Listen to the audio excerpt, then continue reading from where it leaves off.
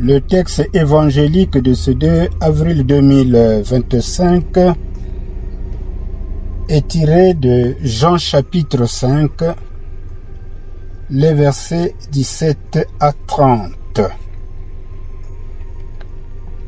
Alors nous allons d'abord prendre connaissance du texte. Lisons au nom de Jésus.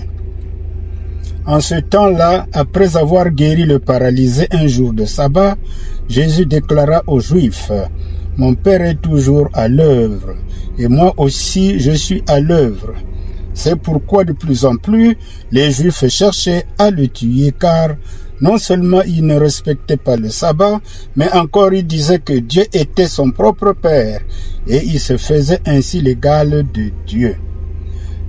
Jésus reprit donc la parole. Il leur déclarait, « Amen, amen, je vous le dis, le Fils ne peut rien faire de lui-même. Il fait seulement ce qu'il voit faire par le Père. Ce que fait celui-ci, le Fils le fait pareillement. Car le Père aime le Fils et lui montre tout ce qu'il fait.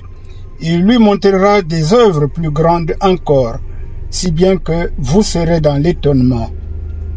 Comme le Père en effet relève les morts et les fait vivre, ainsi le Fils lui aussi fait vivre qui il veut.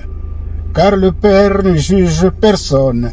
Il a donné au Fils tout pouvoir pour juger, afin que tous honorent le Fils comme ils honorent le Père.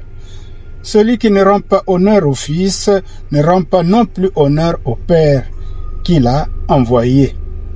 Amen, amen, je vous le dis. Qui écoute ma parole et croit en celui qui m'a envoyé, obtient la vie éternelle et il échappe au jugement, car déjà il y passe de la mort à la vie. Amen, amen, je vous le dis, l'heure vient, et c'est maintenant, où les morts entendront la voix du Fils de Dieu, et ceux qui l'auront entendu vivront. Comme le Père, en effet, a la vie en lui-même, ainsi a-t-il donné au Fils d'avoir lui aussi la vie en lui-même, et il lui a donné pouvoir d'exercer le jugement, parce qu'il est le Fils de l'homme. Ne soyez pas étonnés, l'heure vient où tous ceux qui sont dans les tombeaux entendront sa voix. Alors ceux qui ont fait le bien sortiront pour ressusciter et vivre, ceux qui ont fait le mal pour ressusciter et être jugés. Moi, je ne peux rien faire de moi-même. Je rends mon jugement d'après ce que j'entends, et mon jugement est juste, parce que je ne cherche pas à faire ma volonté, mais la volonté de celui qui m'a envoyé. Disons Amen. Alors, le texte est intéressant mais pertinent, parce que nous allons tous chercher à comprendre les paroles de Jésus-Christ. Alors, de quoi s'agit-il dans ce texte? Eh bien, Jésus dit que moi et mon Père sommes à l'œuvre. Moi et mon Père sommes à l'œuvre. Eh bien, la guérison d'un homme resté paralysé durant 38 ans à la piscine de Bethesda, à Jérusalem, c'est le texte que nous avions médité hier, soulève une colère haineuse des chefs juifs et un motif d'accusation de Jésus, parce que cette guérison est opérée un jour de sabbat. L'occasion est belle pour Jésus de donner un discours qui déroute ses accusateurs, mais riche en enseignements pour ses disciples et nous, chrétiens aujourd'hui. Deux choses retiennent notre attention dans ce discours de Jésus. L'activité incessante du Père et du Fils qui travaillent en symbiose. Et la résurrection de la chair qui conduira tout homme au jugement, soit pour la vie éternelle, soit pour l'enfer. Tout ce que l'homme fait semble l'amener en jugement. Mais Dieu travaille pour le sortir de son état de péché, et c'est le travail qu'il a confié au Fils, donc à Jésus. Ceci découle de l'amour infini de Dieu. Comme cela nous est dit en Jean 3, verset 16. Dieu a tant aimé le monde qu'il a envoyé son Fils unique, afin que quiconque croit en lui ait la vie éternelle. C'est un verset central de la parole de Dieu. Certes, la création du monde s'est faite en 6 jours, et le 7e jour est celui du repos de Dieu.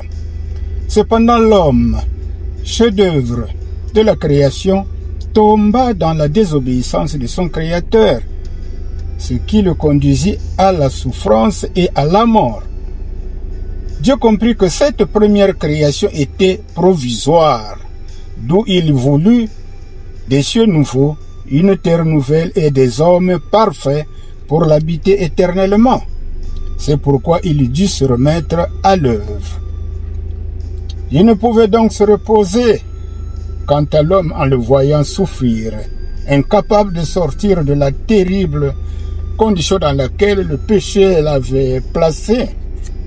Voilà le travail que le Fils effectuait, en communion avec son Père qui ne lui permettait pas de rester inactif un jour de sabbat.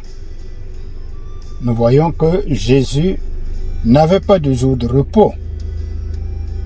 Alors, une fois l'œuvre de Dieu accomplie, quand tous les saints seront introduits dans son repos, comme nous le dit Hébreux 4, versets 3 à 11, eh bien, Dieu se reposera dans son amour. L'œuvre confiée au Fils par le Père est l'œuvre de la rédemption de l'humanité, devant conduire en la résurrection en vue de la vie éternelle. Voilà l'œuvre de Jésus. Pour être récipiendaire du royaume des cieux, il faut se convertir et être à la suite de Christ, qui est l'objet de la foi à salut. Et l'obéissance à la volonté de Dieu est la règle d'or de notre communion avec la Trinité, c'est-à-dire Dieu le Père, Dieu le Fils et Dieu le Saint-Esprit.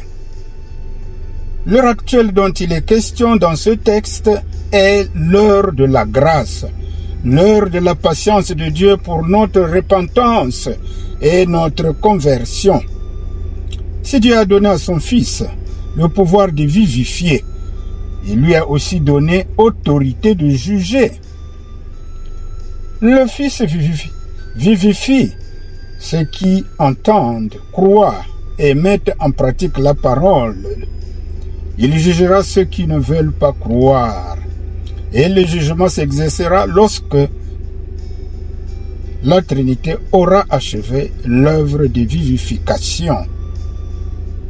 Avant le jugement final, les morts ressusciteront, ceux qui auront fait le bien pour la vie éternelle et ceux qui auront fait le mal pour la souffrance éternelle.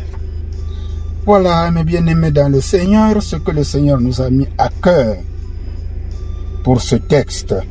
C'est un texte assez fort parce qu'il faut comprendre la notion de Dieu qui est à l'œuvre au travers de son Fils.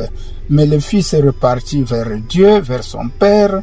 Maintenant, c'est le Saint-Esprit qui travaille pour nous amener vers la terre promise, la nouvelle Jérusalem, les nouveaux cieux, la nouvelle terre. Mais tout ceci se fait en communion entre le Père, le Fils et le Saint-Esprit. Donc, travaillons en communion entre frères et sœurs pour que nous cheminons ensemble vers la vie éternelle.